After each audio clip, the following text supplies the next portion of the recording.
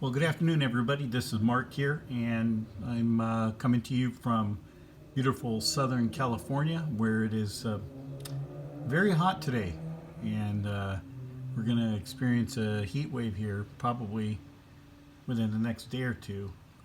Palm Springs is just 80 miles to my east, and they're expecting temperatures in the low hundreds up to the high 120s.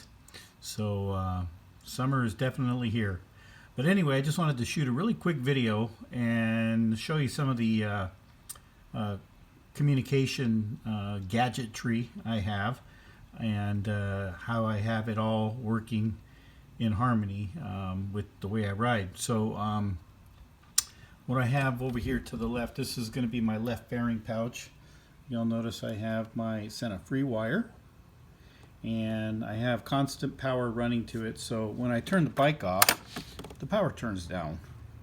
So I never have to worry about having the battery run out on this, and then you'll see when I turn it back on, power comes back up. I also have, it's my radar detector turning on. I also have a 3.5 aux plug that's not currently plugged in, but it can actually go into this fairing pouch, so if I wanted to connect a device to it, I could. As I move up over here to my left side handlebar, this is just a dummy iPhone 5 that I now use as an iPod, and I plug that into my USB port in my trunk, and that allows me to control music using my hand controls right there. And that's a good thing about the 2012 through 2017 second generation Goldwings, that they added that feature to the bikes. As you come over here to my left handlebar grip, that's my Sena remote control, and it controls my Sena 30K, Sena 20S, 20S Evo, or my Sena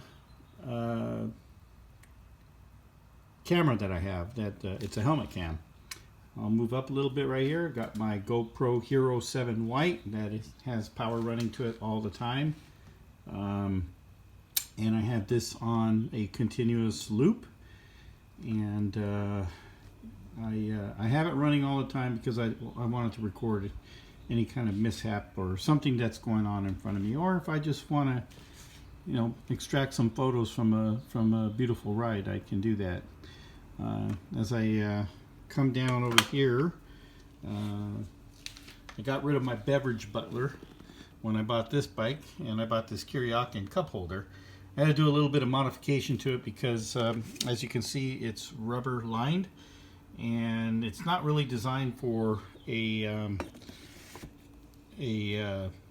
mug like this, so I had to use my Dremel tool and grind some of the rubber out so that it would fit, and it works pretty good. And then a good friend of mine, Rick, just recently gave me a Passport radar detector, which I now have power running to it, but it's pretty cool because it's mounted with a magnet.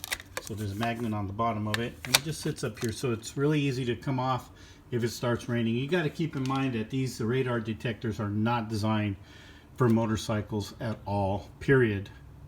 They are designed to be used inside cars, and so it's not waterproof, it's not water resistant, it will die if water gets into it.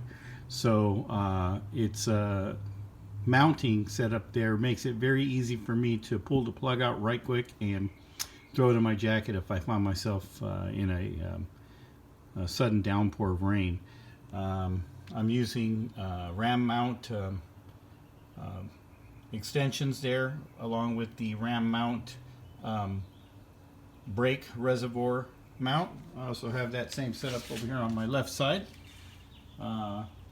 And those are pretty easy to install. They just go right over the top of your reservoirs, both your brake and your clutch reservoir, and it helps out a lot. So everything is running has power running to it all the time at the flick of the key, because I have a four port USB adapter inserted into my 12-volt USB port, which is buried underneath my left fairing pouch, just to clean everything up.